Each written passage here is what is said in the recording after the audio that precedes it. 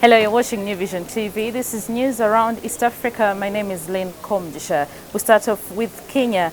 Now, a Kenyan family has sued Boeing for the loss of their son, a 29-year-old George Kabau, who died in last month's Ethiopian Airline crash. Kabau was an electrical engineer working with General Electric. Through two farms, one in USA and the other in Nairobi, the family expects court to determine the profits Boeing made from the sale of the particular aircraft model over the years to determine the compensation they are to be paid. News from Tanzania. The Tanzanian government can give a very simple reason for President John Pombe Magufuli taking drastic steps that he has the power to do so. Public Service Minister George Muchika has explained to Parliament that the President recently moved the aviation agency from the Ministry of Works to the President's office because he has the power to do so. Members of Parliament wanted to know the reason for the move, saying they feared transferring the agency to the President's office at a time of making purchases worth over $1 trillion Tanzanian shillings would erode the transparency in the aircraft purchase mega deals.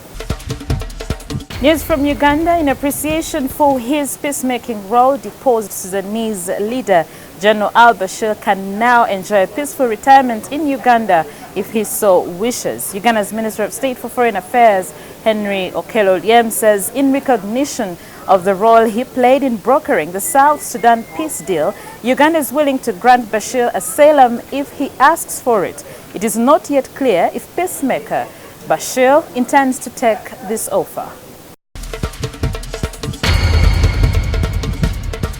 Away from East Africa, we take a look at what's making headlines around the world. We start off with France.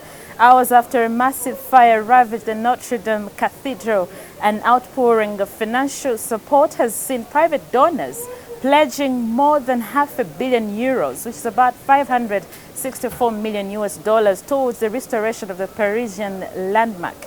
The full extent of the damage has yet to be assessed, but the world-famous icon of Gothic architecture potentially faces many years of costly repairs to restore its roof and spire, which collapsed in dramatic fashion on Monday evening.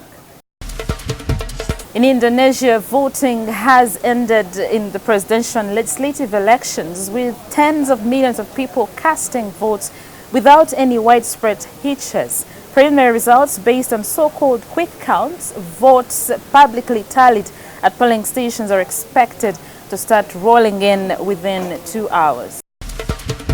The latest coming in from Sudan indicate that Sudan's deposed President Omar al-Bashir was moved to Koba prison in the capital Khartoum late Tuesday, according to two family sources. Bashir is being held under tight security in solitary confinement. Since his removal by the military last Thursday, Bashir had been detained under heavy guard in the presidential residence inside the compound that also houses the defense ministry. Now, Pope Francis on Wednesday thanked rescuers who put their lives at risk to salvage the medieval Catholic Cathedral of Notre Dame in Paris from a devastating blaze and said he was eager to see it restored. Addressing French pilgrims and visitors in Rome, the pontiff told them he felt their pain. The Vatican has said it is willing to offer restoration know-how to help rebuild the fire-damaged landmark. Now, President Donald Trump has vetoed a bill Congress passed to end the United States military assistance in the Saudi Arabia-led war in Yemen.